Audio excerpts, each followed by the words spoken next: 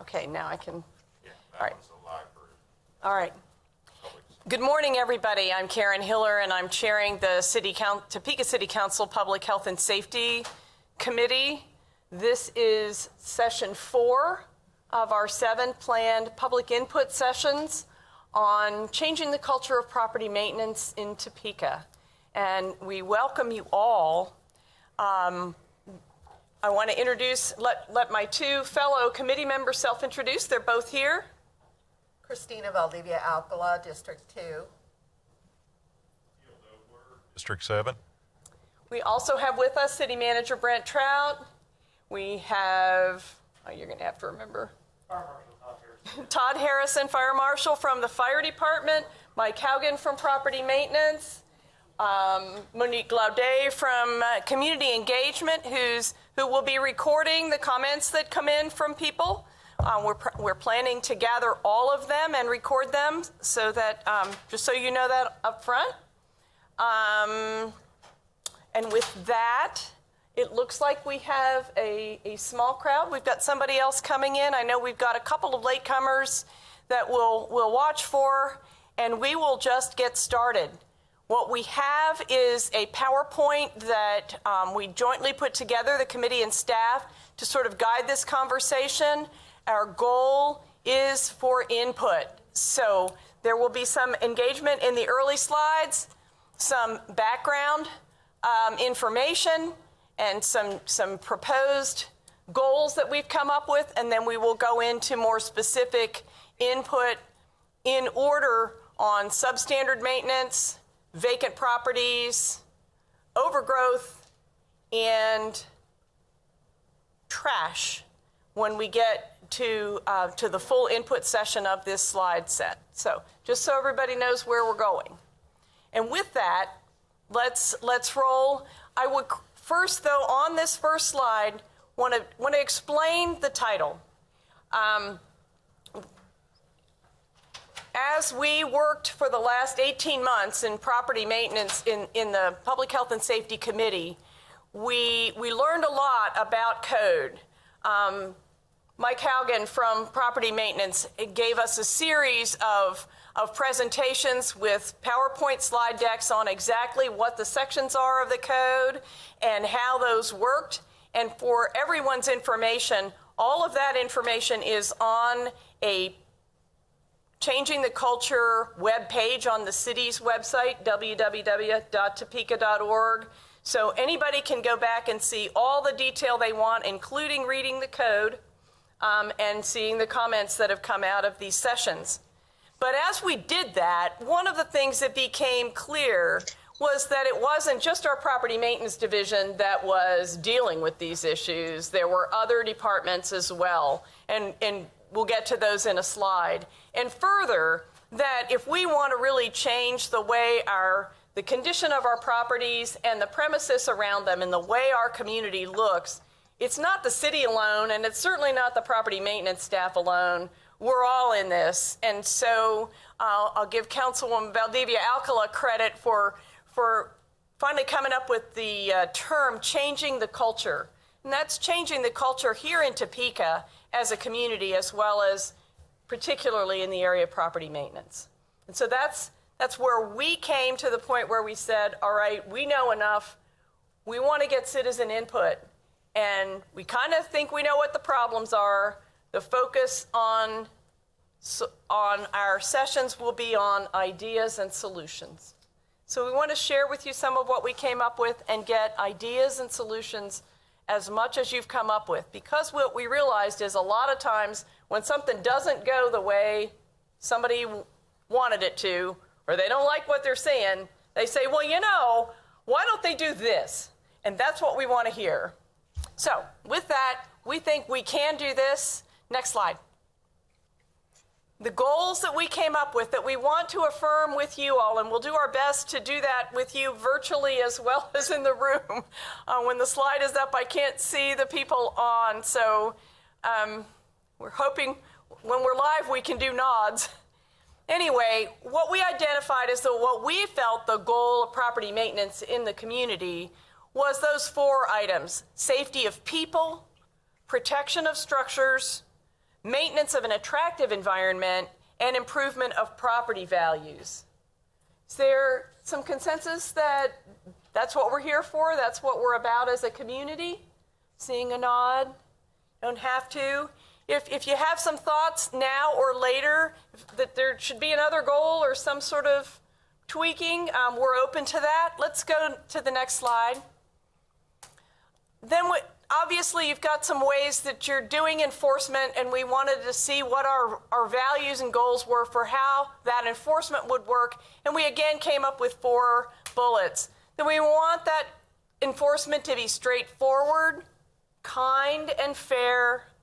We want it to be cost effective. We want it to be fully integrated with other departments, and then fully integrated with other services. And people have asked what we meant by that, and that meant, in our view, other community services, other opportunities, as well as neighbors, neighborhoods, and so on. Yes? I would just add to that as well, especially when we look at the straightforward, kind, and fair, always we want to be known as a city that gives good and quality customer service, and we know that at certain times that can be challenging. We also understand that currently the way that things happen with code is it's not working in many of our districts. So when we look at straightforward, kind, and fair, I think that we also need to start considering strategic as well, because that is going to be very important as we percolate ideas with moving forward. How code can become more strategic to the benefit of all neighborhoods. You got that, Monique, even though it's from a committee member? Good. That's a good point. Any other nods or comments on how we want to do our enforcement? All right, let's go next slide. The key players, we mentioned we came up with others. Property maintenance certainly is who people think of first, but they are certainly not the only ones. And many of the initiatives, in fact, that the city has tried in the past have involved multiple departments. So what we identified was police, for instance, when you've got cars on the street or you've got trespassers and things like that, we need the police department. We need the fire department when it has to do with exits, safe exits to the ground, hoarding, and of course fire gets called in when there has been a fire and a property's unsafe. They're very much engaged. Our community engagement, which is now separate from our code compliance department and our housing, is tasked with engaging with the community and has the capacity to coordinate projects or coordinate partners. Forestry is involved in a different section of our city code with trimming trees on city easements and so on. Engineering is responsible for sidewalks being flat so that they're ADA accessible, as well as not blocked by overgrowth. Zoning is responsible for making sure people aren't running a business like a chop shop or something like that, which of course crosses over to police, in their yard. Signs are controlled by our zoning department as well.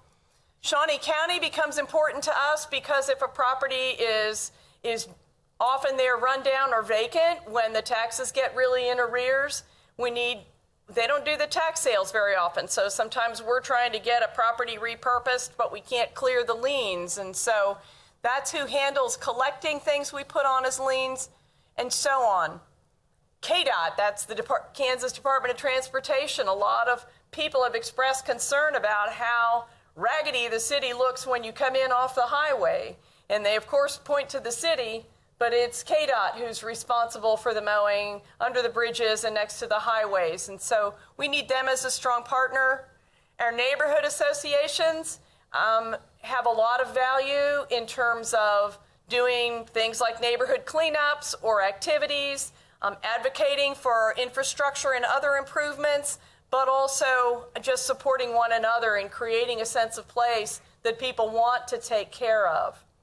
Individuals make such a difference, and all of us know neighborhoods where there's that person who goes and cleans up after the trash truck comes, or who helps out neighbors who mows a couple extra yards and things like that. Individuals make a lot of difference, and that can end up, then we have private sector last, and when we put that, we were thinking of everything from businesses who might donate supplies and paint, but also maybe our nonprofit sector needs its own bullet, but we have nonprofits like Habitat for Humanity that does infill housing, as well as you can get paint and tools and things like that from them. So we have all kinds of help now from the private sector. We also have a new Affordable Housing Trust Fund, which they're looking at raising substantial amounts of money from the private sector for.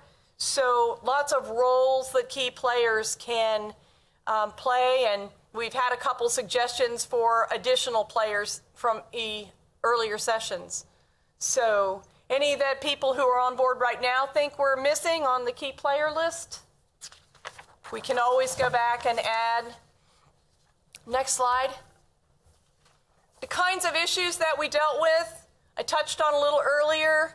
Neglected interiors, people that have broken windows and air leaking in, the issues with their water service, hot and cold water, furnaces and so on. Exteriors, gutters hanging, roofs with holes, paint peeling. Vegetation, overgrown vegetation. That could be just your tall grass, but also there have been lots of concerns about when those turns into shrub, trees, vines, fences, and houses all covered. Those have particularly come up when there have been foreclosures and vacant properties in various parts of town. Inoperable junk and trash, inoperable vehicles. Again, all the elements of vacant properties. And the kinds of issues then that come up in terms of people's concerns or ideas have to do with enforcement. How's that going? Are there issues about ways we could do that? Much of it's pretty effective, and we've got a very hardworking team. But are there ways that we could certainly get comments about it? Process, meaning both from the enforcement process up through hearings and court and things like that, the kinds of fines that we have. Fairness, and then are we getting the results that we wanted? Next slide. The kinds of action steps we can take are policy changes, and often people say, well, why don't we just need to change the ordinance. Let's go figure that out. And that's normally what our job is as council members. The sense that we have at this point is that our policy is in pretty good shape. People seem to agree with what's in the property maintenance code and the standards for our sidewalks and zoning and so on. There may be some tweaks that you suggest, but one of the reasons we're here is it seemed like it was not just policy. So the procedures, the administrative approach to how we handle it seems to come up, and we wanted to give people a chance for input on that. That's different than policy because it's administrative. But then community campaigns, if we want to make this, if we need to go from where we are to where we want to be, do we need to engage some folks in some community or neighborhood-based campaigns to literally change the culture and raise the bar? And with that, just to change the culture. A lot of conversation we've heard is like, well, back in the 40s or back in the 70s, everybody kept their properties neat and tidy and we didn't have to have this conversation. Can we go back to that? And some people have felt like we couldn't, but we're here because we think maybe we could. Next slide. We've got some background facts. Our property maintenance division inspects 6,000 properties a year on average. And that's the premises, meaning the yards or vacant lots, the exteriors and the interiors. Our 2020 housing study cited that we have 4,300 substandard structures. There's been some discussion about what that means. Based on our code, if you've got a code violation, you're not standard. So we could talk about that further if people want to. But 4,300 is a lot. Next slide. The city of Topeka bills out $1.5 million for fines and fees and costs, administrative fee costs, and is collecting only $960,000. So it's costing taxpayers over $500,000 a year to do our system the way we do it right now. Most people say that they want to see more done with overgrown vegetation in yards and lots and rights of way. Next slide. Halen? Oh, I'm sorry. Most people would like to see the vacant properties reoccupied if possible, or at least secured and taken care of by their owners. Many properties people thought needed to be demolished have been saved and restored beautifully, or they could have been. Next slide, sorry. Seeing Michael nodding up there. Thanks, Michael. So we set a couple of aspirational goals for change. And again, back to that website for this, the document, preliminary recommendation document that our committee put out is posted there. It has a whole lot more words on it than we do here on this slide. We wanted to get the essence out for you. So two of those aspirational goals taken down are that we would never have more than 500 substandard properties in our city at any given time. Aspirational goal, but something to work toward. And the second, kind of summarizing the details, is that we would have that culture change, that more owners and occupants would take control and take care of their properties without code involvement. Those seem like reasonable goals? We can go back to them, of course. Our committee voted them out as preliminary recommendations because we really wanted to hear from you before we finalized everything. Next slide. So the 4 challenge goals that we set, and again, we've shortened them up for your slide here, were to reduce the number of substandard structures by 50% in the next 5 years. To reduce deterioration in vacant structures, to reduce the expense and revenue gap on abatement cases by 50%. So, with an idea that we're going to zero, one would think, but to get that number that we just talked about at least down by 50%. That could be done by having less write-ups in the first place and less fines and less to collect, or a smarter, faster way to collect what we are billing. We can talk more about that. And last, to improve the appearance of the community through management of overgrown vegetation. Thoughts about those 4 challenge goals before we go into some details? All right, again, we can come back to them. Next slide. So, first category, substandard. These pictures may look kind of familiar, one way or another. Next slide. With that topic then, we're talking about interiors of properties, exteriors, and the process of code enforcement. Our question for conversation is, are the standards okay? And what about our inspection and notice systems? Any comments on those? And what we're looking for is suggestions, ideas. Obviously, you'd have to state what it is that you think we could improve on, but then a suggestion on how we might do that. And if we don't have any, we'll move to the next ones. Each of these sessions has had kind of a life of its own, and the ideas have been in different categories, so no obligation. Ideas on substandard? Michael, just lift your finger or something if you want us to call on you. I'm listening. Okay. Well, let's move on. Next category is vacant properties. I think we've got a drop in if we wait for a second. No, it just kind of rolls in. So, ta-da. Okay, so it can be lots, it can be buildings, it can be commercial buildings or industrial buildings or houses. Most of us in the neighborhoods focus mostly on houses, but it's everything according to our different codes. Next slide. So of the structures and lots, they end up getting neglected intentionally by careless people or people that have said, we're not going to deal with it. They've been abandoned sometimes. Sometimes the owners have died. Sometimes somebody died somewhere and everybody else is all around the country, but they're not in town. There are security issues and mowing and dumping issues. What more can we do to prevent those issues or get the owners to take care of them? Suggestions? Okay. Neil's got a mic for you. I don't want to say too much. I'm Don Perkins. I'm from Central Park. I think we got good policies, and Code's been doing a good job. I just want to know how come we don't implement the policies that we have. I'll give you an example. I got Penner in my neighborhood. He came over and talked to me yesterday or Thursday. If you could get the mic up so that other people can hear you. Thanks, Penner. Don. Jerry Penner came over and talked to me Thursday. He owns about 15 houses in our area.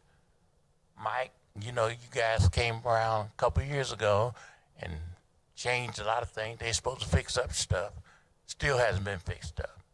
So the policies, we have the policies and the procedures, but nothing's done. I don't know why it takes so long to get things accomplished.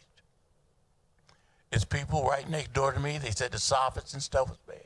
The houses need to be repainted and so forth. This was 3 years ago. They still haven't done it. What's the problem? And do you know if they've been written up? They've been written up. Carlos read them up. They had a group come through and wrote them up. Still hasn't been done. It's just like that Pomeroy house there on 10th and Western. It took, I graduated in 1957. It's 2021, and it still hasn't been finished. Come on now. How long does it take to get something done around here? I'm through. Can I just say something to that, sir? My name is Christina, and one of the things that we had put out, and Mike, I don't know if you've had a chance to look at this, is a YouTube presentation on Beyond Clipboards, a strategic approach to code enforcement. And we can give you a copy of that if you don't have it. I stumbled upon it when we were doing research about how to re-look at code enforcement. I've only been in office for a year and a half, but I can tell you I'm still working on issues, zoning issues, and initial cases from my first week are still being worked on as a year and a half. It's a deep, deep frustration. And I think that with this video, and again, Mike, I would encourage you to look at that YouTube video. What it says is when you change the mindset of code, it's about understanding that they are first responders. So when you have first responders, you're often looking at emergent situations. And I would consider many of our neighborhoods, at least the district I serve, which is District 2, is in many ways an emergency situation with the number of code violations, with the number of mowing issues that we have, with any number of exterior and interior. And so we have to come forth with ideas, working with you, and I understand your frustration because I also believe that we give folks that are abusers of the process too many chances by not being consistent. Our judges are not being consistent, so our judges should be a list on part of the players. One of the things it talks about in this video is having a specific, and we may have this already, but I haven't been made aware of it through my continued learning process, of code enforcement judges that meet so many, 1 or 2 days a week, and that's all they do. But they have to understand, by looking at our neighborhoods and what is happening with the disintegration of our neighborhoods, when they continue to give extension after extension after extension, it's different if you're doing the little old lady that can barely get out and mow her lawn versus somebody that just doesn't give a damn about their property or doesn't care what other people think about how they maintain their property or the neighborhood that they live in. So that's one thing that it says. The judges have to become educated on the importance of this topic. And two, when we're kind, what does it mean to be kind? Does it mean that we continue education after education for a year and the property still isn't changing? I don't consider that kind. I don't consider that doing a service. But these are the ideas that we need to hear what could be alternatives. And what you're saying is that the alternatives is to work with the policies that you have, quit beating around the bush, and move forward on it. And I would say I agree with you, and we've been hearing that quite a bit as well in the listening series. Mike, and I don't want to get into, a mess here, but if there are some things that we could have, and we only have 3 conferees, and so we've got time to have a little conversation about, and we've worked on this for a while, but some suggestions on what, from the staff point of view, has held up some things. Let's not talk about those cases in particular, but cases like that we need some better ideas on. Could you? Sure, I think I followed what you said. Kind of got a little lost. For some of the things Ms. Perkins brought up, people that he mentioned are going through the court process and been drug into court multiple times, fined.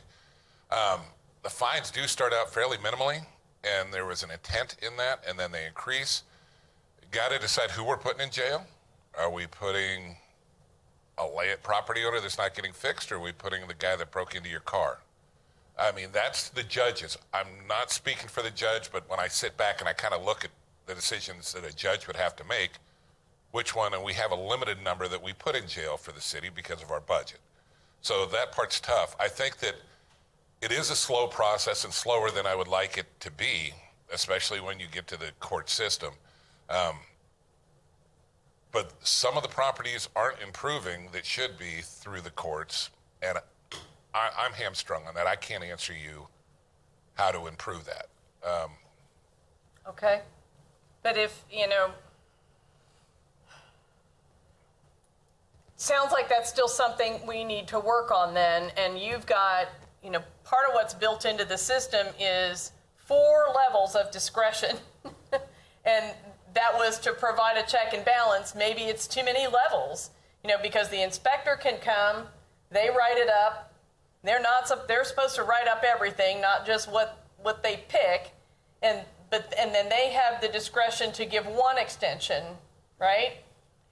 And then if there's a need for more, what happens is every time, and Don and I go back to when a couple administrations ago when people wanted to crack down and put those fines, put some of those administrative fees and fines in there to really crack down, and then as soon as it got started, it was, we don't want to hurt the people who need help.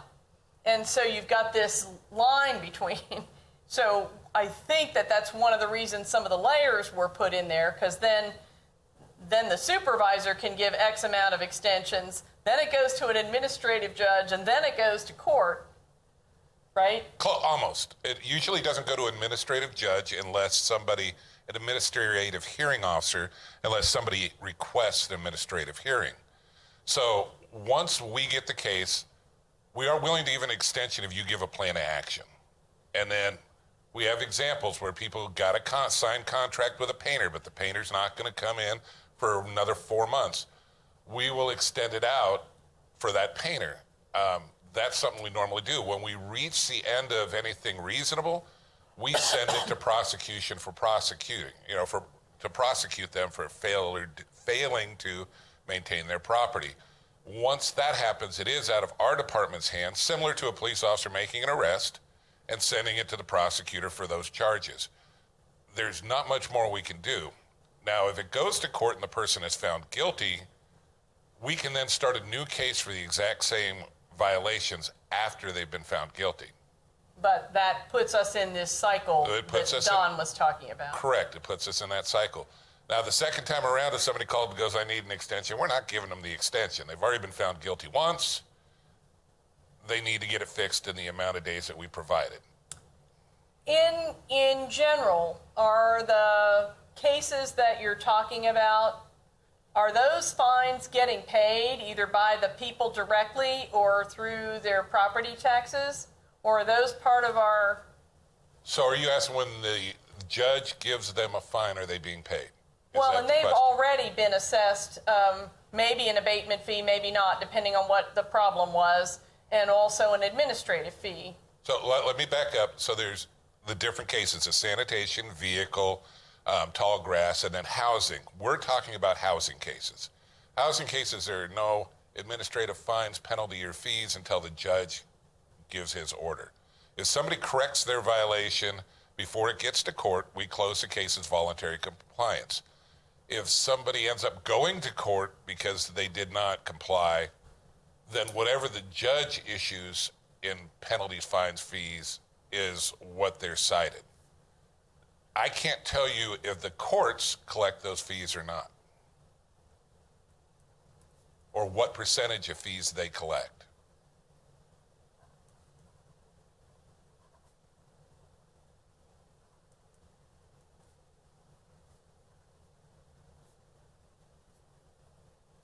Okay, Yes, question. just a sec. Yes, Don? It seems to me it's not what you know, it's who you know. Because they can go through this process that Mike just talked about. But Jerry Penner has about 15 houses in our area. He's paid off the fines and so forth. They still run down. They took the meters off the house. They still up here. They still there. And nothing's been done. Now, this has been going on. He told me last Thursday when he talked to me, one house he has across the street from me hasn't been rented in 10 years, and I know that's right. The back of it's falling off. Yeah, I know he paid $25,000 or what have you, but that's beside the point. He's running the neighborhood down. How come they don't do something about his houses? Why do they let him even have houses? Where does he live? Does he live in Topeka, sir? Yeah, he lives right over there on Polk. Mm-hmm.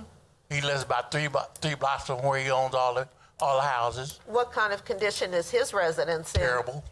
His residence is terrible, Yep. too? Well, one thing that they do bring up, and I don't even know how this would interweave with state law or local law, is in this video I was telling you about.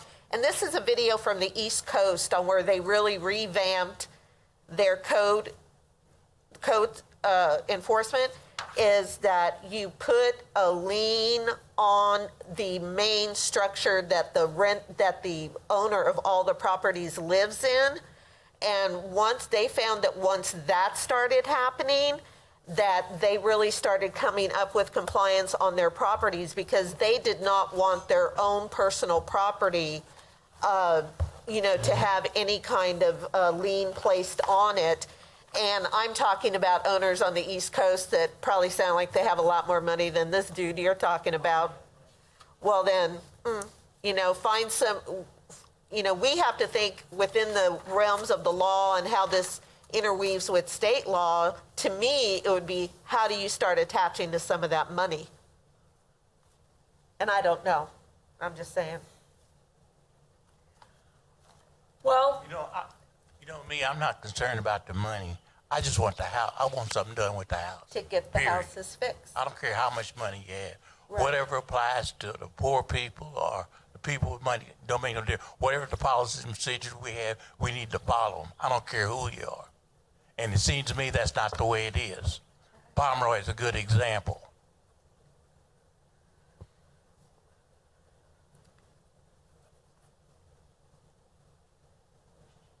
I did see something. I was handed a study, I think, when Mayor Wolgass was mayor back in 2013 or somewhere around there.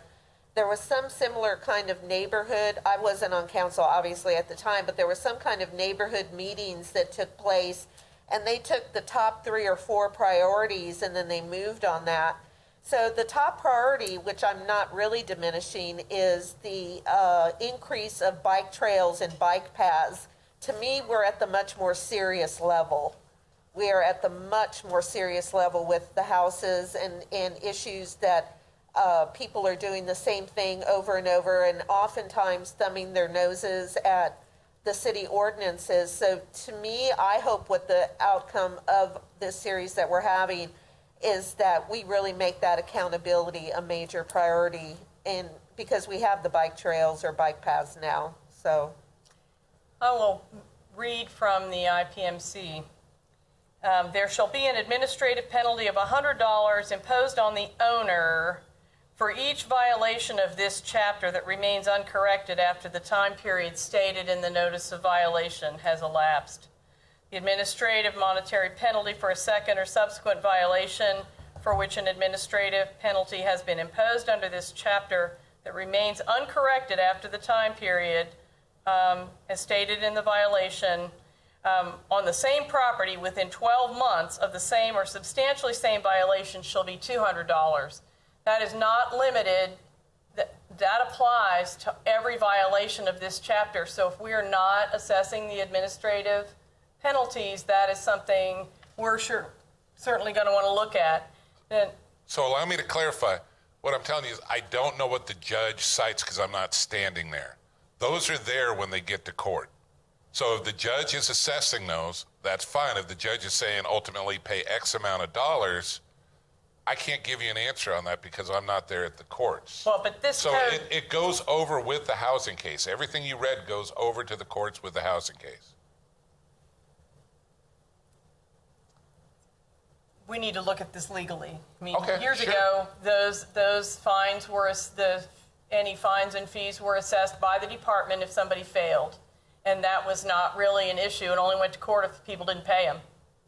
And so if somehow if they didn't repair, we can maybe this is one of the, thank you, Don, for bringing this up. We haven't talked much about the fees and the process. And there had been some discussion along the way that, and I was here when the group, when it was decided to have it be the same owner, the same property within 12 months rather than a longer time period.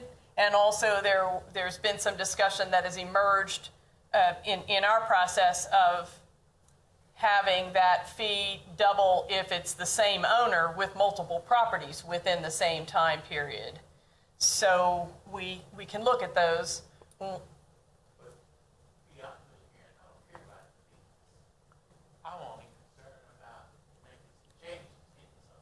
Well, what we're looking for, which is, Somebody, or they're not paying the fees, and it continues to be the same. well, the issue is it's private property.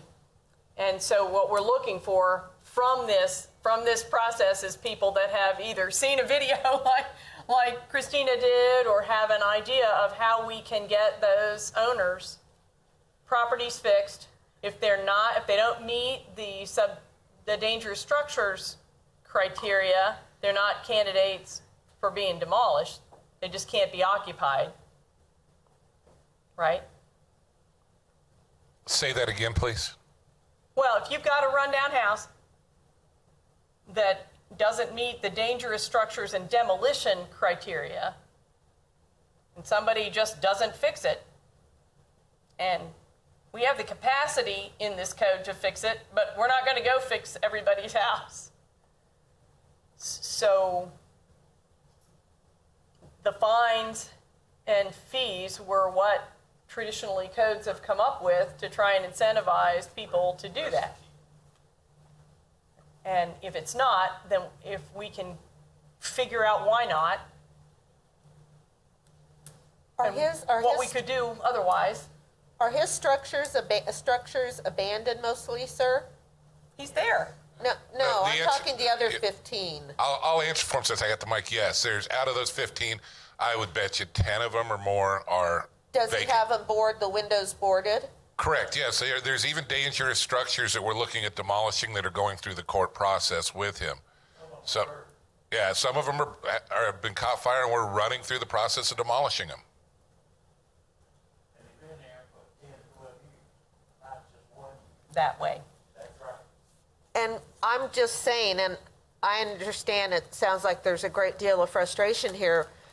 One of the other methods that they're using with this strategic code enforcement is, and I don't know if it would be creating an ordinance about any vacant home, that you have to have working windows and a working front and back door, so that boarding up is not the issue. When this particular part of the country of Philadelphia was looking at their substandard housing and vacant housing, it wasn't enough to board it up. It wasn't enough to board it up and paint a picture on it. You needed working windows and a working front and back door, whether that, especially, I mean, even more so with that house being empty. And I think that that's something we really need to look at as well. Force, if possible, through ordinance, through whatever kind of legislation we have, force those type of moves to happen in our city. And again, I don't know all the particulars of how our local ordinance may not be in sync with the state ordinance, but we also have to consider we have the Shawnee County delegation that we can always talk to about this and partner with them if we need to have changes at the state law to help us at the local level. I want to add a comment to that. This is Christy online. So my husband and I, we have rental properties. We were working on a house. We were working on replacing windows. After the windows had gotten broken for the second time, we boarded all of our windows until we were ready, rent ready. So how would that scenario play into that? Because we didn't want our new windows that we were replacing to keep getting broken. That's a good point. There are some products around the country now that called Clearview, I want to say, that lend to that. It's actually a plexiglass product that's very, very unbreakable, but it appears as glass to address that, because something people have realized is that, you know, the boarding is sort of like a bullseye. It gives you a message that this property is vacant, and so what Christina has learned about is this, actually, in this case, it's just regular doors and windows. And again, when we want the owners to be responsible, not the fire department, not the police department, not Mike's code property maintenance people, how do we push this responsibility back on the owners? But if there's some smarter ways to do it, if in fact having normal windows or what appears to be windows is better because it looks better in the neighborhood. Well, it was also shown in studies they did, and I don't have the percentages here, to decrease crime. And actually, with those vacant homes, the vacant homes. It went further than that because they measured people's fear factor. They measured the fear factor of people that were coming into the neighborhood. They registered they took their blood pressure over a period of time. These were people that were from the neighborhood that lived there. And when they took them past, and they didn't know what kind of study they were involved in, only that, you know, they were monitored up. And so they took them by all these vacant housing, and their blood pressures went up. And these were people that lived in the neighborhood that were used to seeing it. And then when they went and they gave incentives for getting these houses dealt with, et cetera, and they took them by the same houses again through this particular part of the neighborhood so many months later, and there was a drop in blood pressure. Now, this could be just one study that was done. It still doesn't matter. We know what we feel like when we go into our neighborhoods. So, well, this is Christy again. Yeah. I think we're kind of missing the point here. Okay. We boarded to prevent property damage. Right. Right. We were in the middle of a rehab, and we could not afford any additional property damage. And this was the easiest, most efficient way to prevent those windows from being broken out. Matter of fact, this house had gotten broken into multiple times during this rehab. The police had been over there 3 different times while we were in the middle of our rehab. There wasn't anything of value left in the house because my husband took his tools every day so they wouldn't end up missing. But once we got the house rehabbed, of course, it was back available for rent, and there's currently a tenant living in it. So I just don't want you to take the resources that we need to secure a property, especially if we're actively working on it and trying to bring it back up to rent ready. What do you mean by take the resources that you need? Keep going. If you like would. boarding the windows. We boarded the windows to prevent property damage. And when you think about it, when you're boarding those windows, after you're done boarding them, that plywood can be used for other things. The plexiglass that you were referring to has a limited way of being reused. Whereas that plywood, we can go and work on another project with it. If I need to use it to board up other windows, we can use it. We can use it to rebuild stuff. So it has a multi-purpose use. And so- understand, I mentioned the glass just because we were talking about alternatives. You said you got broken into how many times? I believe we had 2 broken windows, but the door got kicked in probably a total of 3 different times. Well, when And you so- look at again, the police department talks about crime prevention through environmental design, and one of the key things there is being able to see. And I don't know. I mean, there's more work to be done. We're just trying to talk about ideas, but had they not been able to get in and do things and not be seen, maybe it would have deterred the break-in in the first place. But it's just we're just talking about ideas here, so. Yeah, we didn't board the upper windows. Right. Because they couldn't reach them to bust them. Right. But we also added a whole bunch of lighting, cut back all the brush so that there was a clear zone around that house so that everything could be seen. So, after we got broken once, we followed the recommendations of the police and made sure we did what we needed to do. But I'm just asking that you don't take away a resource that is valuable. You mean the boarding? Yeah, I mean the boarding. Okay. Well, we've got that in the notes. That's why we wanted to have these hearings, because we wanted to have these conversations really, with Dawn bringing forward the neighborhood thing and you talking about yours as well.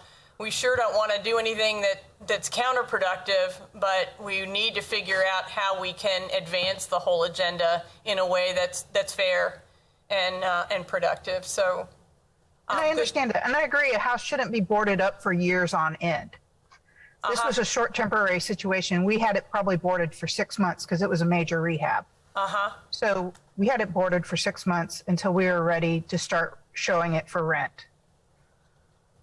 So, I mean, I get it. Should a house be boarded up for multiple years? No, I don't think so.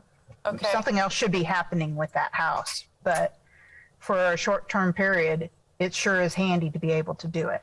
Gotcha. And Mike, no matter what it was, if somebody wanted to do that while they were doing work, there wouldn't be a problem, would there?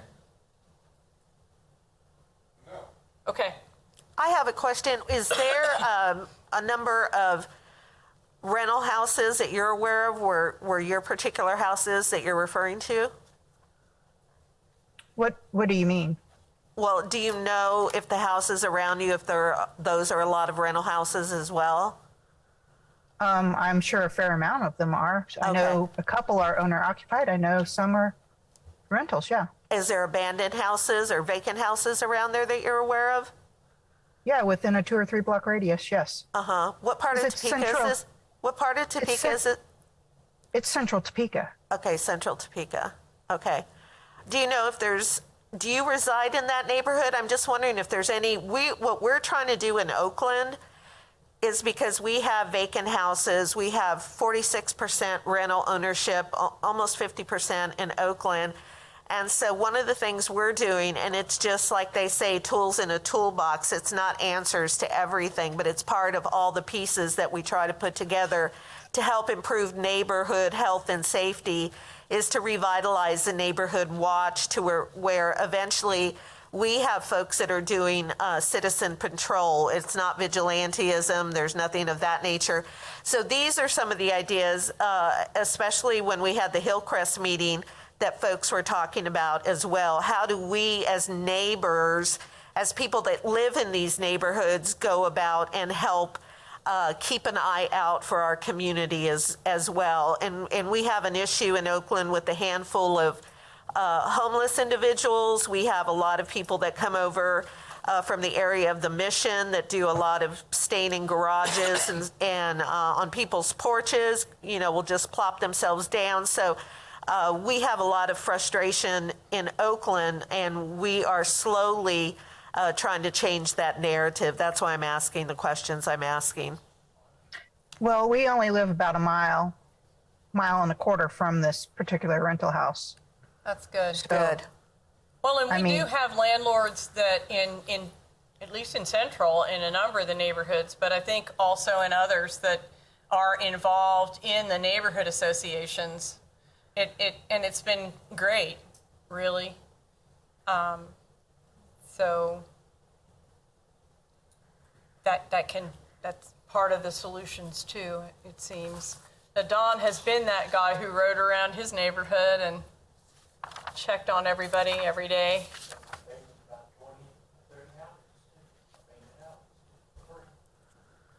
Don doesn't have the mic right now, but they also helped paint houses back in the day, and we did a lot of that years ago that has kind of fallen off, that we've had some conversations about reactivating, as encouraging the reactivation, having our community engagement folks be, kind of help. Each neighborhood's a little different, figure out what's the most important thing and getting it done. Not necessarily the city, once again, but how we've got a lot of people in town that want to help too, but they don't want to go to meetings, they just want to do something.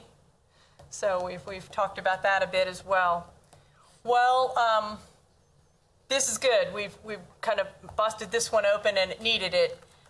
Any more comments on vacant houses? We'll move on. We can come back to it. Let's move on. Overgrown property. Happens all over. Next slide. So that could be grasses, could be trees and shrubs and vines, and just for everybody's information, the city's staff leadership has agreed to add enforcement of those elements back into our code. It has not been considered part of the code for the last number of years, and so they're willing to either get a different legal opinion or do some rewriting to get that back. So, what can we do to see properties and blocks maintained, ideally without write-ups at all? And can the community do an initiative to get trees and shrubs and vines cut back for the first time, ideas for who partners might be, and what strategies we might have to maintain things once we've done some cleanup and improvement? Ideas, we've got two on Zoom and two here in the room. No pressure, just if you have some ideas, we're eager to hear them. Some of the ideas that had come up with at Hillcrest had been in dialogue, had been utilizing our young people within the neighborhood to deal with issues like, going back to the previous slide, mowing. This could also be the same, grasses, shrubs, vines. I don't know so much with trees. But so many kids in our neighborhoods are looking for jobs during the summer. What if there was some kind of, lawnmower bank? Is that what we were calling it? What were they saying? Like a tool Well, there library? was an issue of tools, library? but also just the fact that, and I'm going to ask Christy here in a sec, the issue of overgrown rental properties. Christy, could I ask you a question? Sure. Do you mow your rental properties, or do you have the tenants mow them?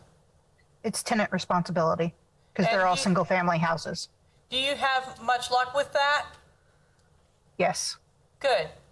Good. Not everybody does. And so there had been some conversation that along the lines of this, that maybe because of the status and the number of renters that we do have, that if our young people are growing up not knowing how to use a lawnmower, Right. that could be impacting, besides income levels, just that conversation went all the way to getting more people in trade schools and getting good jobs and things like that. That really went deep. That a summer job program Right. for kids doing some of the mowing could be a win-win-win in a lot of ways, because they'd learn how to use one and do the maintenance on it. And they'd be working directly within their communities, and they'd be earning a decent wage, and maybe you would be having some type of, lawnmower bank or something of that nature. Or if they had their own lawnmower, if mom or dad was willing to, help this young person in the neighborhood start out with the business, then, maybe it's classes at community centers or showing the basics of how to work a lawnmower. We had to show our grandson how to do it because he had no idea. He has to mow the lawn for his mom. So many young people want to make money.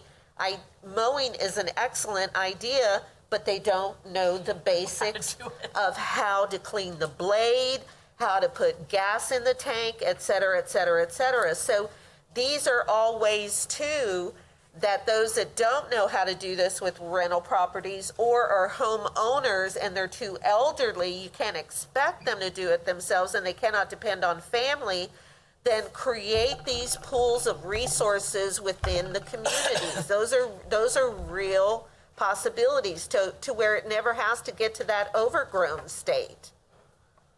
So those are some of the ideas that made some Yes. sense that we thought we could perhaps build on, for sure.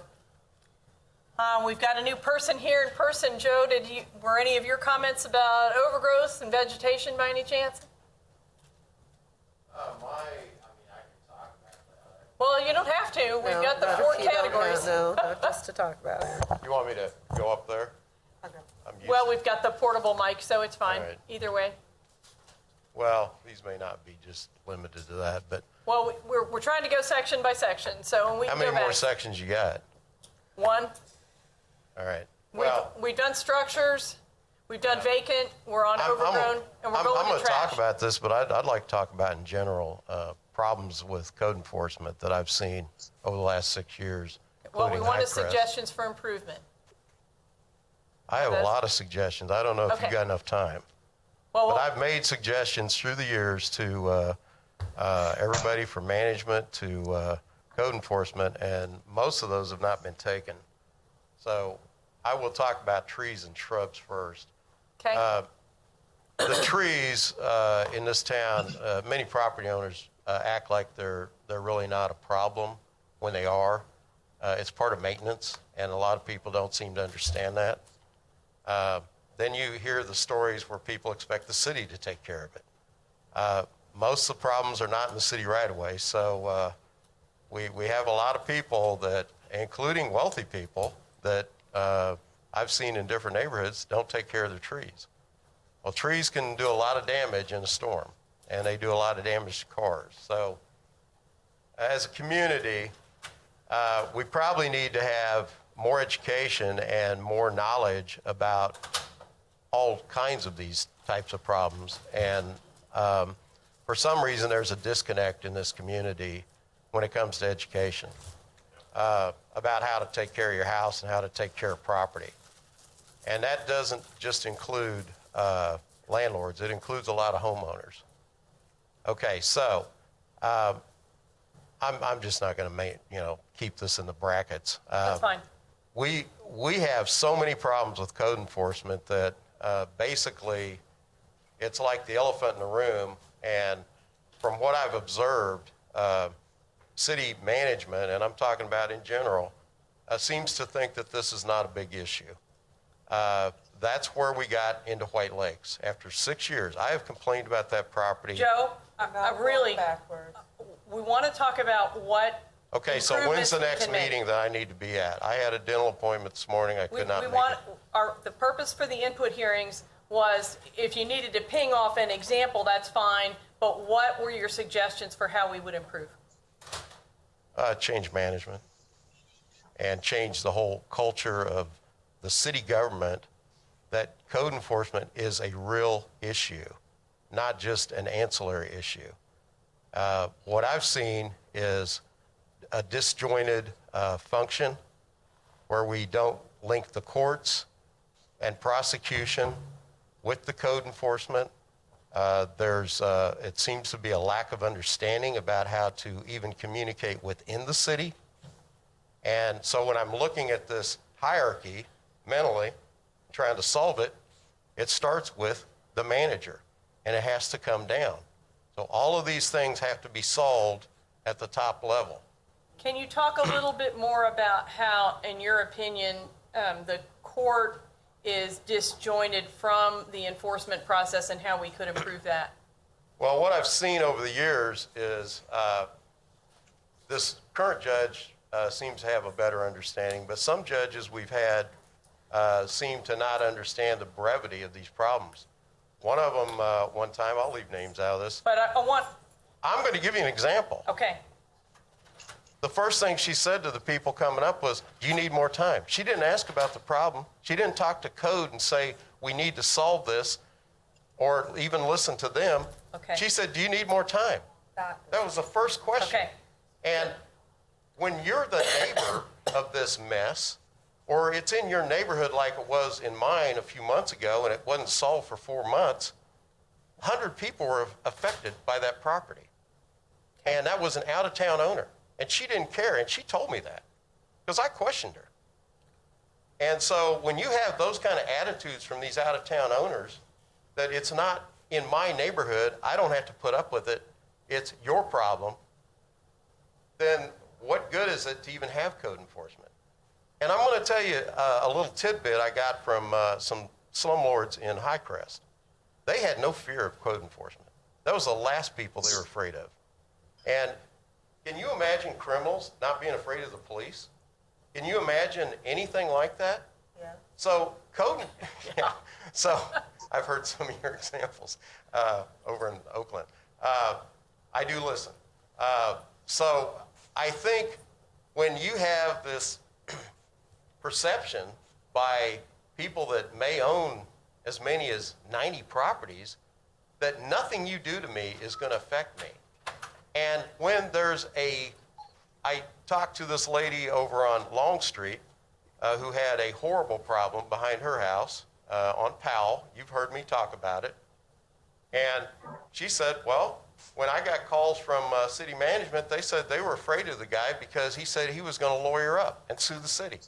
And I'm going, nobody can have that kind of attitude and effectively manage the city and effectively manage code enforcement problems. If the city itself has a fear, or if they have a legal department that doesn't seem to take these things seriously, and I know we've got a new city attorney, and I'm not going to give all the examples I've seen, but a landlord, a slumlord, let's categorize the kind of people I'm talking about that have multiple properties and don't care and are basically predatory on their tenants, where they don't do the maintenance and they just don't care. When that kind of attitude comes through that I'll just lawyer up, well, then let them lawyer up. We should have lawyers that are completely unafraid of them and are willing to prosecute them to the fullest extent of the law. And I don't see that as a lawyer. Now, I represent some of these people that go to code court, and I will not take their case unless I know exactly what the problem is and their willingness to fix the problem.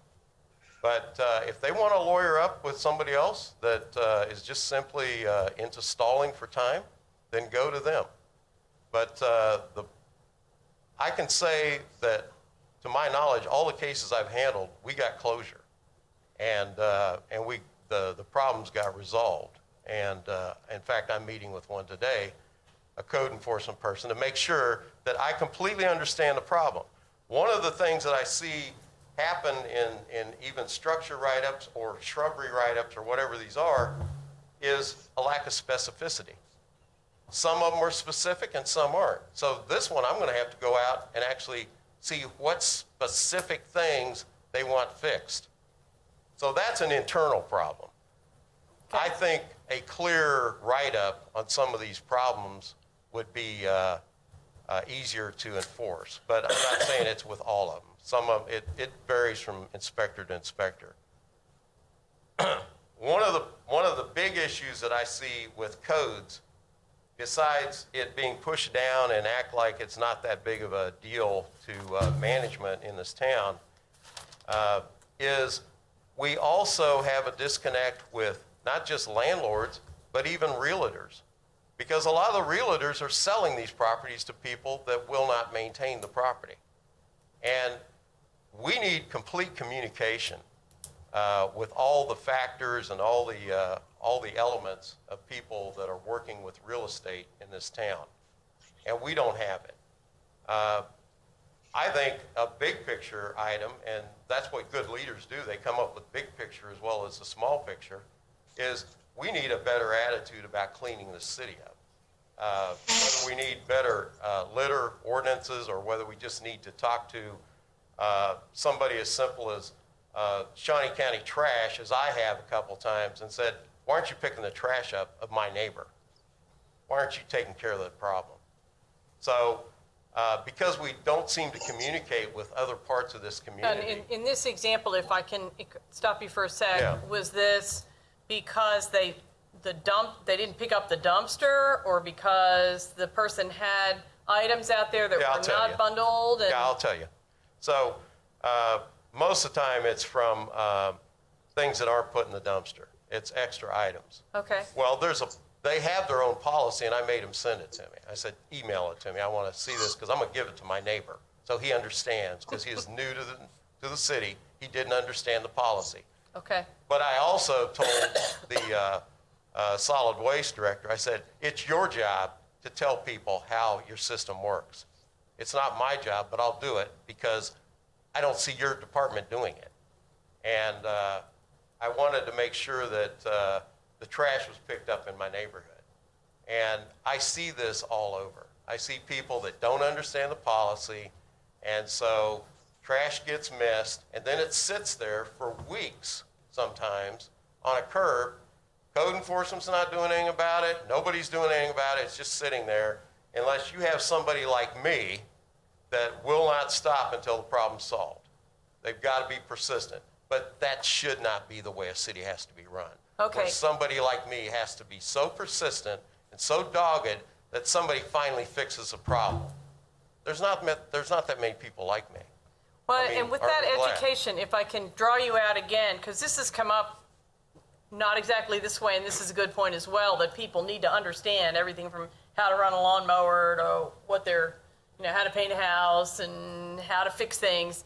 How do you think that, and maybe you haven't thought it all the way through, but for educating people about what goes out in the trash, whenever you sign up for service, you get the little card or the little thing or whatever, but should it be, what would be more effective, like a community-wide education campaign, or just an as needed when somebody obviously is not putting their stuff out the way it should be? Yeah, well, I don't want to get into minutia where we take away from code enforcement's responsibility, but I will say that I see a complete lack of communication from many departments, including especially the city, about how to deal with problems. And I don't know why, when you sign up for trash service, they don't have your email. I don't know why, they don't just put a door hanger on the door saying, hey, you've got to solve this. This is how you do it. But I don't want to take this and make it a county problem when I'd say 99% of the problem is city. Well, and it's about the codes. But that is a problem. Well, and what we discussed at first and where we're at as a committee is that certainly code compliance is what people look at, and it's a core, but it is not just code compliance. And so you've mentioned Shawnee County Trash, which I don't think we had on our list of other players and should be there, and that it's going to take all of those elements working together and doing their own thing and working together to get this where we want it to be. Well, more importantly, you've got to get back to the city and making sure that the courts understand a clear direction, that this is a serious problem, and it would help if you had judges and personnel that live in the city and actually get to deal with this on a daily basis or get to drive home to it and see what it's like. Could you give a couple of other examples of when you've been in court of where the way it was handled or what the decision was could be improved on and how it could have been better? Well, okay. So when I discussed these problems with the manager a few months ago, he said, well, we have 6,000 cases. And I'm going, that's not what I want to hear. I heard that 3 years ago. It's how many cases you close that matters. You've got to be closing these cases. They can't just keep going on and on and on. Right. And that's what you've got. You've got cases that are going on for multiple months and years, and there's nothing being done. No resolution, which tells me that you don't have leaders that are problem solvers, because somebody should have been able to figure that out, whether it's a lawyer or whether it's the department head. Here's the problem, and here's the solution. And if you don't have people that can do that, they're in the wrong job. You have got to have problem solving in code enforcement above all else. It is a horrible problem when it's ignored. Highcrest West is a good example. I was president there 5 years. Code enforcement was on my list. It was below a few other things that we had to get solved first, like getting the school reopened. But when we attacked that problem, I had an inspector that actually listened to me, and I said, try these methods for 30 days and see if it doesn't work. If it doesn't work, go back to what you're doing, because it's not working anyway. When I took Colson over there, So try these methods was what? I said, first off, contact the slumlord. Contact his office. You know where he lives. You know where he's at. Oh, you mean instead of sending out all kinds of form letters and certified mail, just call their manager and say, we've got a problem. Would you like to go to court? No, I don't want to go to court. I'm going to fix the problem. So the problem started getting fixed very rapidly in that instance. I also told him, I said, do not just write up one house when you're on a block and you've got 5 of them that are horrible. Write them all up. I said, that gets you around this discrimination issue that some of these slumlords like to throw in your face. Say, oh, you're just picking on me. No, I'm just writing you up. I'm not picking on you at all. Clean your properties up and you won't ever see me. And just write the whole block up if you need to. Well, that's an idea. I said, yeah, it actually will work. So there were ideas like that. There was the door hanger idea, if they didn't know who the person was. Come up and here is your chance to clean your property up, or we'll just go to court. Now, one of the reasons people don't fear court is because there's no charges. You know, if you go to traffic court, you get to pay court costs. I've never seen those kind of charges in code cases. Have I missed something?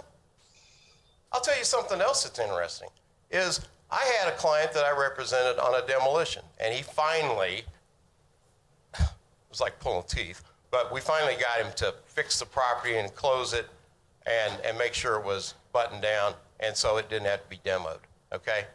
But in the meantime, he got 5 administrative fees lodged against him. I did a Cora on White Lakes. I said, how many administrative fees did you charge White Lakes over the last 6 years? This is a record. 1. So here's a guy who has a house in an industrial area, North Topeka, that had 1 house that was lived in on both sides of the whole block. 3 houses were boarded up, and then his house, which was a problem. It's not like this was an eyesore on a main city street and that it was a horrible place where people were playing and doing God knows what in that Dungeon and Dragons mall we have. And I'm just showing you an example of how people with money often don't fear the court system. They don't fear code enforcement. Or I would say, Joe, people that may not even have that money but know that they will get extension after extension or how to work the system. That's true. Don't. And so I've observed this, and I'm going, if I was that judge, there'd be no extension. Now, that's not the first question I'm going to ask. My first question is, why are you even here? Why isn't this already fixed? You were noticed. Why isn't this fixed? And they go, I want an extension. I don't have any money. Well, you know, there's a good market right now. You can sell it.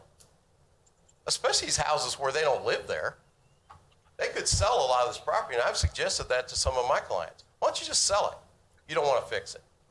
Well, then they eventually decide, well, I guess I will fix it. I said, because there's no choice here. You have got to fix this property because the city has the police power to do it, and they seem to get it when they talk to me. Why don't they get it when they're in that court? I explain it very clearly. And we get things done. There's nothing worse than having cases that just drag on and on if you're a lawyer. I want closure. I want the thing solved. And I don't see that attitude in code enforcement. I don't see it in the courts. I don't see it with the legal, and I don't know how this new attorney is going to be that's in charge. I haven't talked to her. But I will tell you, I've watched 6 years of just foot dragging. And it seems like if it's a bad enough property, they ignore that one the most because it's too hard to solve. It's too much trouble. Like the poor lady over on Long Street. Shrubs, trees growing up in the alley that have grown for probably 20 years, maybe 30, and has not been solved. But she told me they were afraid of a lawsuit from the guy that is now deceased that was living in this Addams family house of horrors behind her, full of rats. God only knows what's back there. I haven't gone back there. But, this is what this poor lady in East Topeka has to live next to. And her house is nice. It's immaculate. Her name's Mrs. Cole. You've heard me talk about her on the record. And, what's the timeline for solving it? That's another thing. Even when the city does these abatements, you don't hear about a timeline. The harder the problem is, the more it seems to be ignored. Can I give you one more example that kind of shocked me of a code enforcement problem with a burned out house and shrubs, volunteer trees that were growing up in the right-of-way? It was right here at 45th and Topeka Avenue. And so I'm on the committee about save the boulevard, restore the boulevard, bring back the boulevard. We've had any number of names, but most of them good. The South Topeka Task Force. And so I was asked to find out who owns this property. And it was the city of Topeka. And they'd owned it for 17 years.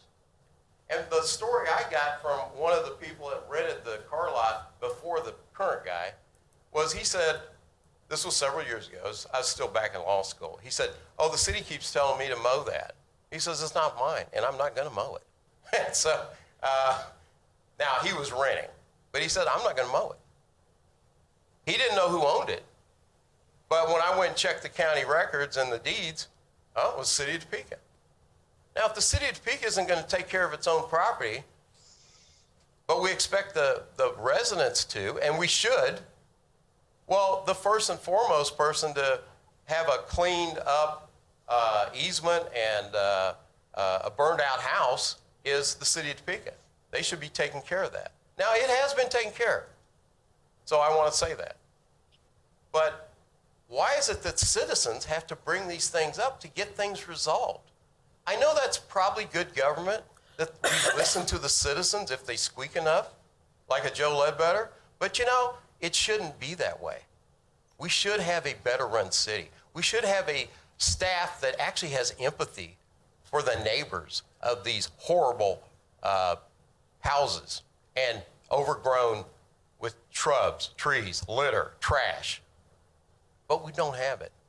There's a word that seems to be lacking in how we manage this city or govern it. It's called empathy. Instead of having so much empathy for the person that's been written up, why don't you have empathy for their neighbors and the people that have to live next to this or this mess or whatever it is that the people are seeing and observing? And some people just give up.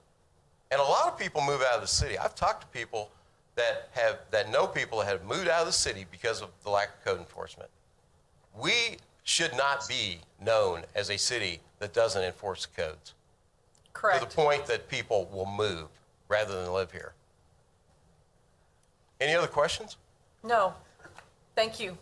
We'll see if, obviously, our next one is trash, so we can put these together. Michael, were you wanting to sit in on, or did you have some particular things you wanted to suggest today?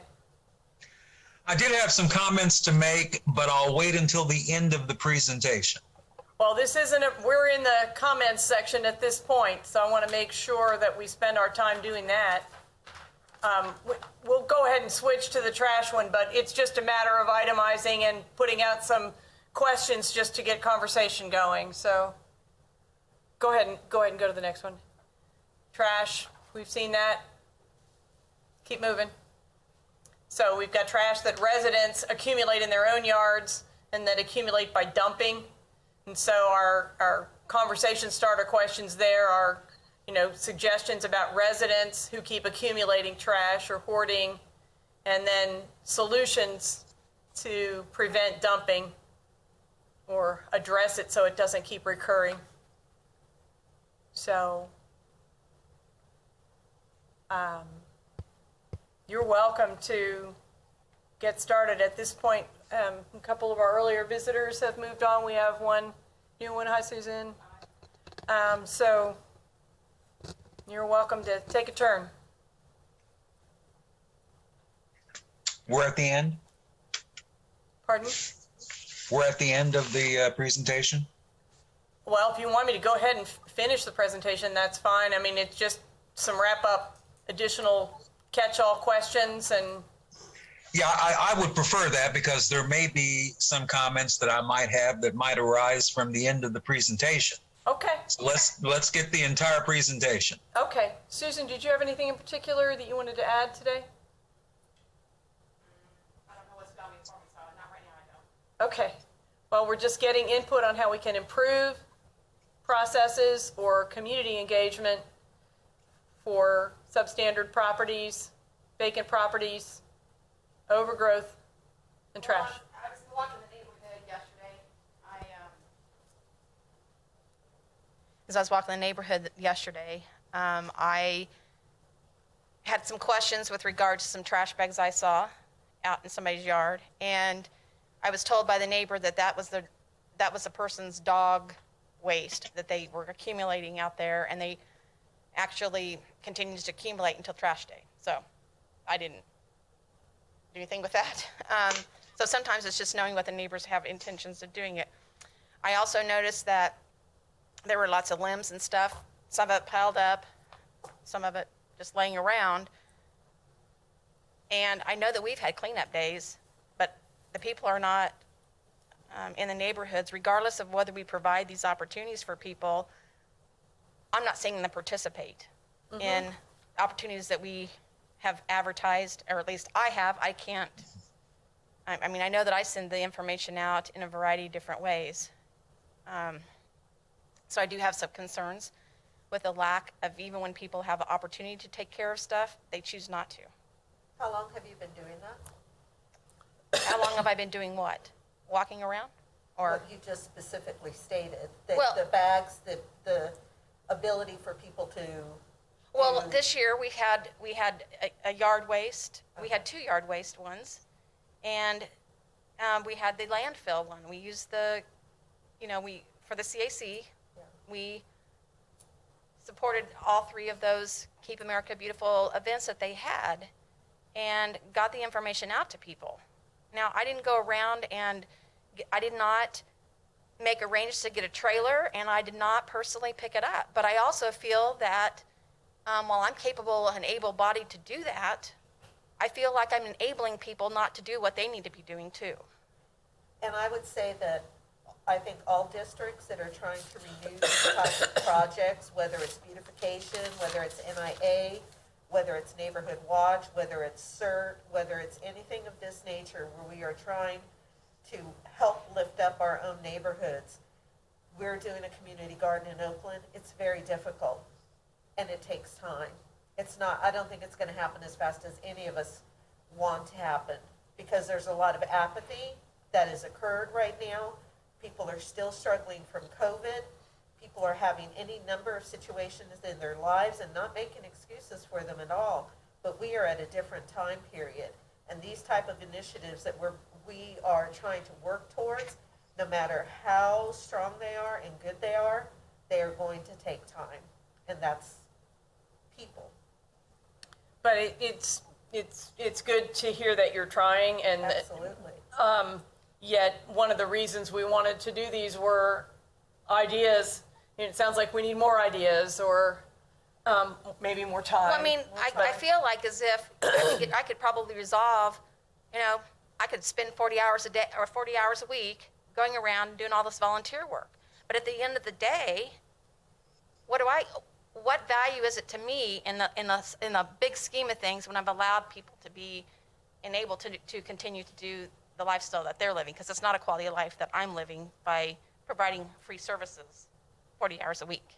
Well, and I've quoted some of your ideas that you had some time ago, and I don't know if you've tried them all yet, but, as we've come forward into this, the ideas of identifying who really couldn't, on a block, take care of their lawn mowing, let's say, and find somebody else, maybe a teenager on another block or the end of the block, that could be matched up to help that person if they could pay, or volunteers as well. We all know people in older neighborhoods anyway that mow the neighbors' lots or mow a couple of other lots. Some mow a whole half a block. And that's what I'm finding too, is that talk to a neighbor, and that's what they have done. They mow their lawn, they mow 2 or 3, beside them around there, but there's one that they didn't mow. They don't mow, and that's where a code compliance issue is. Mm-hmm. And they've talked to the person about it, that they need to get to it. As far as the owners need to take care of it, and they haven't done it. So even neighbors talk to neighbors about asking them to do stuff, and they don't. As I'm sure you hear that over and over and over again. And so it's not. So I guess my point is that sometimes neighbors do talk to neighbors about the issue, and it still doesn't change. Yeah. But what I also noticed is that we all don't have the same level of standards, if you will. Because one place, the yard looked nice, and looks really nice, actually. They mowed it. But on the side of the house, there's still weeds that are a few weeds, straggly weeds. I could have pulled them all if I, wanted to, but for me to go on somebody's property and pull weeds, I'm thinking that's probably a little much. But that's the kind of thing. We still have weeds. I still go by places that in their flower beds that are not maintained. The flower beds aren't maintained. It's just really a weed patch. But yet, I'm assuming that you can still have, because flowers I know sometimes grow over 12 inches. Right. But I don't know how we address flower beds that aren't being maintained that really turn into weed patches. Well, done a little conversation about that, and that really has emerged as something that we should address. And do they have to identify the plants? If they identify the plants, that makes me kind of think that they would probably know that they care about their plants if they could identify them. Right. To some degree. And part of what we're going to have to address is what we're going to write up and what we're not, or stages of improving this overgrown vegetation that's not just grass, for sure. And Mike has now had some interaction with Shawnee County Extension, people who are willing to come out and help educate both the inspectors as well as others, and so that looks like it can be one of the advances that we put forth. But and it sounds like you're trying a lot of the things that various people try, because some people don't talk to their neighbors, they just call code. And so part of what's come out of some of these is we need to help people learn how to talk to their neighbors. But again, we've got to have lots of tools in the toolbox to pull everybody together, and sometimes there are people and that's where code comes in too. But as a last resort, ideally, rather than a first resort. But I also wonder, if you have trash services, do I really have to call about a bulky item to tell them I need to pick it up? If I only have one bulky item, do I really have to call each time to let them know? Well, not the county anymore. Used to. But we were talking about education too, to make sure everybody knows what the rules are. That's come up in more than one as well. So, yep. But I know that we also paid for some of that, which I felt the NIA, it should be coming out, that expense should not necessarily be coming out of the NIA funds if Shawnee County is the one that has the trash service that as a for-profit organization. I think that they should be able to help at least pay for part of it.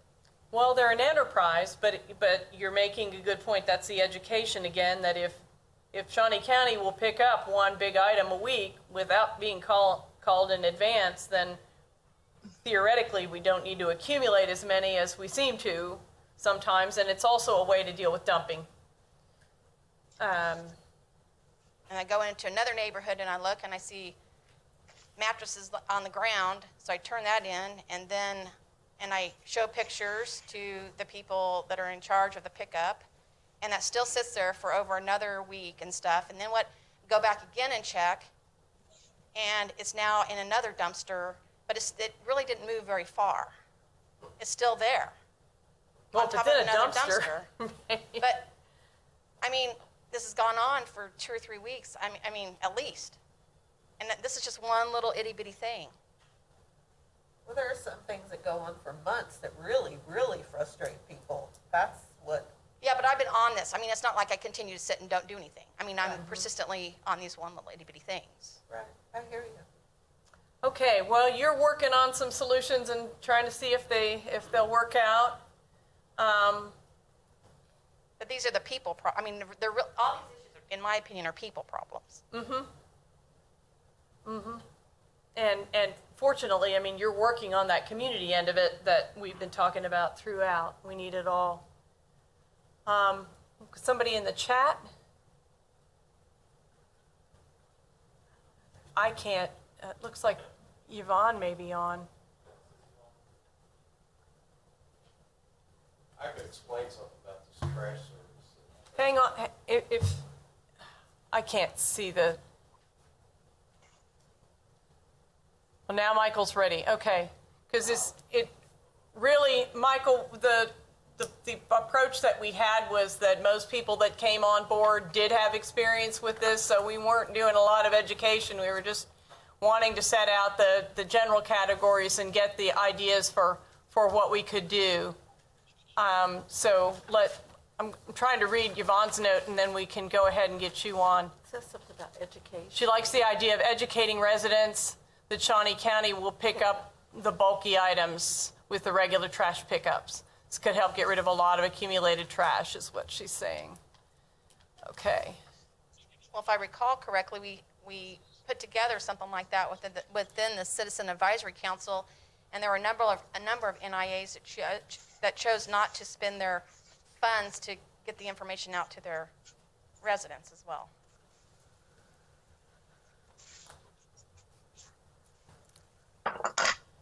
Well, some do newsletters, some do meetings, some do, there are different ways to communicate. Postcards. Certainly. Have you seen the attendance of the meetings and how many people attend the meetings versus how many people there actually live in the neighborhoods? Sure. Big difference. Right. And so if engaging the neighborhoods, not necessarily at meetings, but one way or another, you're doing door to door, other people will do picnics and things like that to get people out. Night And out how many was intended activities have to do been that. planned in the last year or two in NIAs? Well, we've been COVID is. The trash is still accumulating, COVID or no COVID. How long have you been on the CAC now? Can I ask? Because I'm not familiar 3 years with at you. least. How many? 2 years? 3 years? Okay. Yeah, seems a lot of frustration, and I understand that a lot of our own NIAs have frustrations, and I think that even though there might be criticisms towards the NIAs for the most part do the best they can, and there are different districts that you're not a part of that people are really trying to reinvigorate the NIAs, and we are trying to do that through hope, through confidence, through working together and collectively. And sometimes that work goes kind of slow. I'm going to go ahead and put Michael on. Michael, we're now an hour and a half in, so if you've got some things, let's give you plenty of time to share them, and then we'll wrap up. I appreciate that. I appreciate the opportunity that you all are giving us to comment on this issue, because it is an important issue. And when it's coupled with other revitalization activities that are particularly going on in NIAs, it is an important issue. And so I appreciate the opportunity. For those on the call who don't know me, my name is Michael Bell. I'm the president of the Tennessee Town Neighborhood Improvement Association, the city's first NIA. going back to 1976. I'm also a current city at large member to the Citizen Advisory Council. In hearing the presentation, and again, I appreciate the opportunity to comment here. I think one of the first things we have to do, and the city has historically been lax in understanding that this is one of the first things that should always happen, is that there needs to be a citizens committee, and maybe that's through the CAC, maybe that's the NIAs, maybe that's other groups involved, that is involved in all components so that of property maintenance, so that whatever recommendations the citizens committee makes can go to the governing body and the city manager, and that would be from the creation of policies and guidelines through their implementation and assessment. So much of what happens in this city comes from on high, and although recently better efforts have been made to get citizen participation and comment, it always seems to happen at the end of the process instead of us being involved from day one. That needs to change. Something else, I hope that as we move forward with this issue, that we understand that although we get frustrated sometimes because things aren't happening as quickly as we would like, that there still has to be a balance between code compliance and due process so that we don't end up taking property from property owners. And so that's more of a macro issue, but I think that ought to be on the table as well. Another point that I see, and again, I've been involved in Tennessee Town for 25 years, and then in these issues regarding the city at large since 1998. We have to understand that aesthetics are not property maintenance. And so what you think my property should look like may not be a legitimate property maintenance issue. And so we need to be able to draw the line between what is essential to have safe structures and the fact that you may not like what color paint I've put on my house. They are not the same thing. We need to find a way to fund more city staff. Carlos Hernandez, who is our property maintenance officer in Tennessee Town, attended our September 13th NIA meeting, and I appreciate the efforts of property maintenance to get the officers out to more NIA meetings. I think it works a whole lot like having police officers there from the community policing unit, in that there's a direct liaison then between neighborhoods and the city. And so you can have direct conversations with those people. But we need to hire more staff. He said that right now there are 4 inspectors for the entire city. When there, I think when he started or fairly recently, there had been 8. So they're operating with 4 now for the entire city. Just to clarify on that one, Michael, they're authorized for the 8. We're just down. So it's a hiring question. Yes, and which we're facing all over the place and all over the country. So. Well, there is some hope in that then. So yeah. So the 8 positions have been fully funded. It's 8, right? Yeah. Yeah. It's just filling them. Keep going. Okay. All right.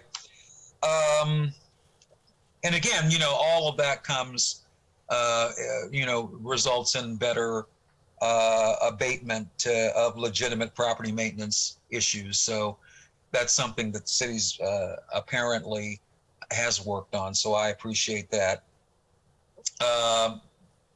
Historically, and there's anecdotal evidence out there. I don't have any actual data, but I know from talking to a number of people over the years that sometimes people use code enforcement vindictively against other property owners. So that's an issue that needs to be kept in mind as we move forward. Again, it goes back to what are legitimate property maintenance concerns as opposed to those that are motivated by other reasons.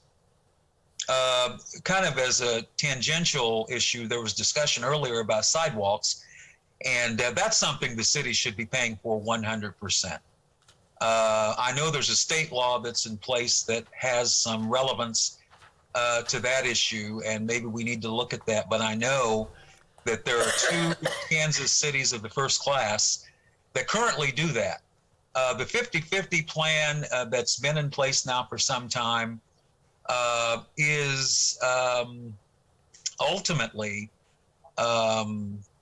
not a big help for low-income property owners. We need to look at that issue again, I think, and try to find a way to make that happen. Land banking, and I was really happy to see that that was included in the housing study.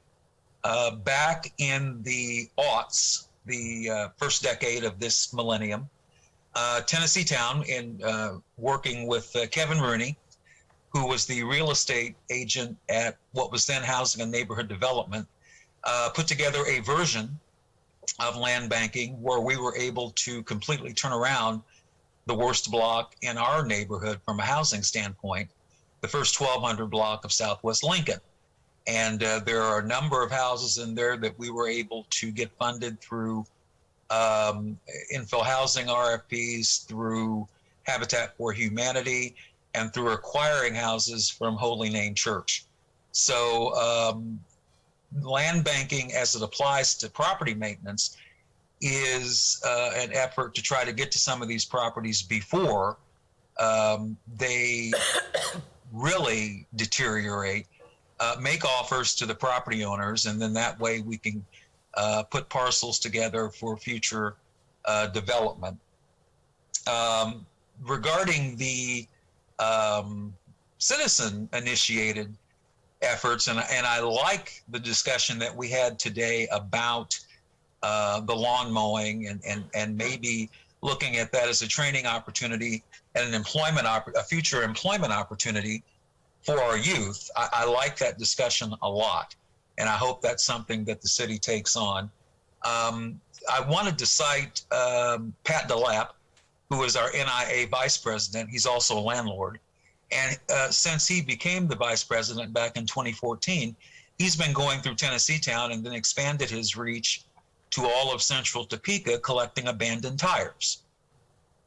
He has an agreement now with Felicia McKee over at Topeka, at Keep America Beautiful, Topeka, Shawnee County, where they get consideration for the tires that he drives around central Topeka collecting. And so that is definitely a solid example of citizen-initiated efforts to try to improve how our neighborhoods look and how safe they are.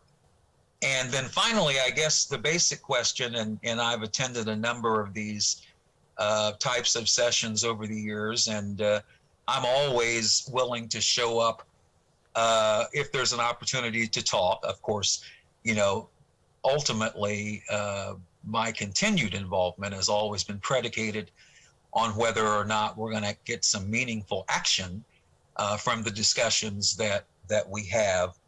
But the question historically in Topeka has come down to, well, 2 questions. What is code compliance is the major question.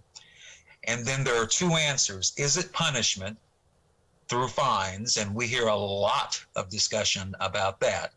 Or is it about abating nuisances? Now, I'm in the second camp. Now, there are those who would say that the 2 things are the same, but historically in Topeka, they have not been.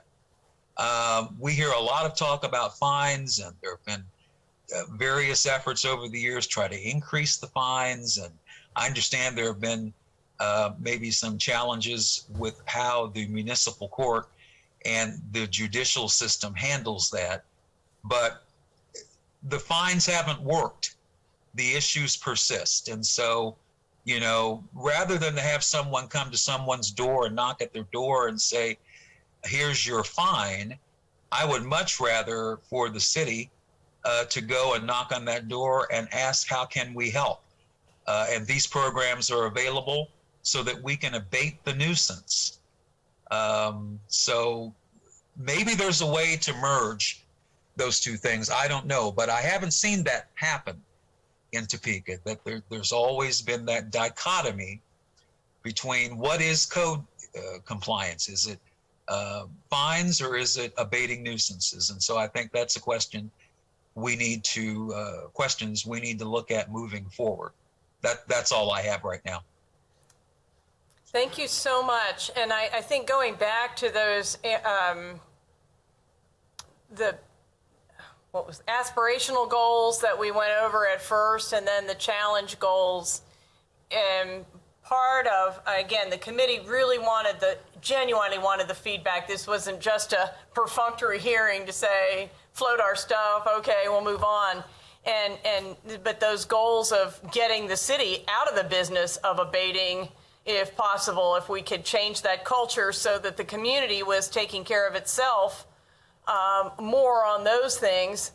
Certainly the ideas of educating about resources, developing more resources to support those who need it, if that in fact is what's needed, either on a one-time basis to clean up the town, but certainly long-term there are people who need support, so that those systems were in place and code could work on those occasional ones that are always going to happen. That's kind of why we left the 500 in there.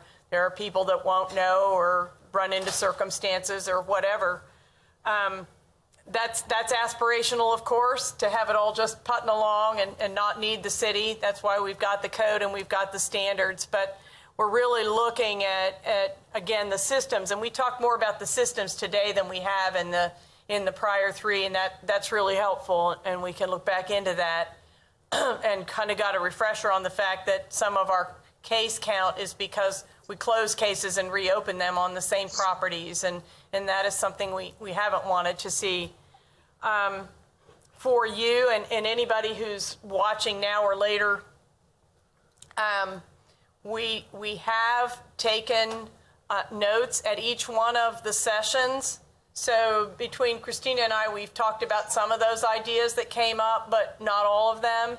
And you are certainly welcome, anybody is, to go through those notes. We're getting them posted within a day or two after the session, and they're tagged by whether it was one of the input sessions or whether it's a comment that we got through the portal on the website or just an email or whatever, so that you can see what people have suggested. We're certainly drawing out of that some things that seem to make sense, that really are things that we could do. But you might see other things as well, and you are welcome, in fact, encouraged to go through all of them. And there are, we're now on session 4, so there are 3 more sessions pending that will also be documented. As we wrap up this, and we'll zip through it, I'll just tell you now, I mean, our goal, the last of those sessions, there's another one tonight, there's one tomorrow night, and then there's one next Friday night, the 30th. Our next meeting for this committee is the 13th of October, and what we're hoping to do is to have pulled those together and begin to pull out of all of the various input, both as a committee and with staff, some initiatives. Staff has already made some responses, and so you can read what the staff's responses before these hearings were to what our challenge proposals were as well. We all wanted to get these fresh ideas to then go back to that preliminary recommendation list, the staff's response, and if we can do it by the end of the year, have nailed that, have it pass the council, and be ready to begin in 2022 the first set of initiatives to make this improvement. Yeah. I know that there are people that are watching on our Facebook page as well, the city's Facebook page. I see it alternating between 7 to 10 folks that aren't able to make comments directly, but I would encourage you to go into the city website and on the main page, the culture, changing the culture of property maintenance, clicking on there, and you will have a multitude of resources. And it's also where you can put in feedback, your own comments as well. But I think one of the most important things, this is only the second meeting that I've participated in. Karen's been driving the other ones as well. But I think what we're seeing is that there also is an interconnected component out of all of this. When we look at code, the relationship with the city, we know about issues with the judges, and we also know that our neighborhoods somehow need their own internal revitalization. And I think, Mike, we've talked about this before. So many of our elders are aging out in these populations that have helped hold our communities together. And so we need another cycle of how do we go about encouraging young people to start volunteering more in the community, how to learn the lessons from their elders to take care of the community is one comment that we heard in Hillcrest.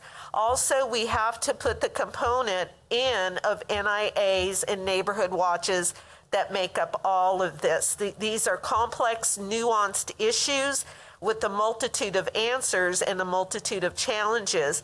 But we have to start at base by understanding, yes, as community citizens, as neighborhoods, we bear some of this responsibility, and yet so does code. And so I'm hoping as we continue in these sessions that we will continue to hear the hopeful dialogue, the promising dialogue, because there are so many voices out there that want to get back to where neighborhoods were more involved in communicating with each other. Thank you, thank you. And obviously, as you can, with her comments and just what we've gone through today, we've had a couple of people who've said, well, maybe we should break this out and just focus on a piece. And certainly these initiatives will do that. But as we looked at how complex and interconnected all of these fingers and toes are to what we call property maintenance, we really felt like we needed to tackle the whole thing at once and do our best to present all those moving parts and get feedback on them so that we could, there may be initiatives and changes in a variety of ways, but that's how we took it on. Let's go ahead and wrap up. Next slide, please. Again, just to wrap up, and people, we're going to run out of time today, but there is a portal, so if people have follow-up thoughts or want to answer these particular questions, you are welcome and we will get them. So more efficient inspections or notices, more compelling fines, and now it sounds like maybe we're not assessing the fines when we could or should have, and so we can look back at that. Better social service systems. And we have excellent ones, so that's not a critical. It's a matter of, can they accommodate more? Are there ways they could help in different ways that we could grow that network? Stronger neighborhood systems, community campaigns. Felicia McKee's retiring, so somebody who really wants to take over Keep America Beautiful, which has been so incredible, we sure need. So I'll throw that in there. That's been a wonderful resource for Topeka. So anyway, we don't want the conversation to end. We've got some time, particularly between now and then the end of the day, September the 30th. After that last session, please keep them coming. Next slide. So for the most part, you saw some of our challenge goals as 5 years. We'd like to see if we can set goals that we can reach by 2026. That aspirational one may be a little longer. So again, we need your eyes and thoughts to whether what we're doing is reasonable. And if it's a big, hairy goal, as they say, then let's just do it. It is kind of where we're going. So we're hoping that people think those are reasonable or they let us know otherwise. And hoping to get those who've spent the time to participate or to tune in, to sign up. And again, you can use the chat features or the input features to let us know that you're willing to help and in what way. Next frame. So I've covered the fact that we're trying to get the responses in so that we can settle in October to December. And again, on behalf of our committee, city manager who's here, property maintenance, other city staff, thanks everybody for tuning in and for the participation. It really was wanted, and we're going to do our best to put it to use. And with that, anybody else has a last comment? We're adjourned. Stay tuned. Thank you.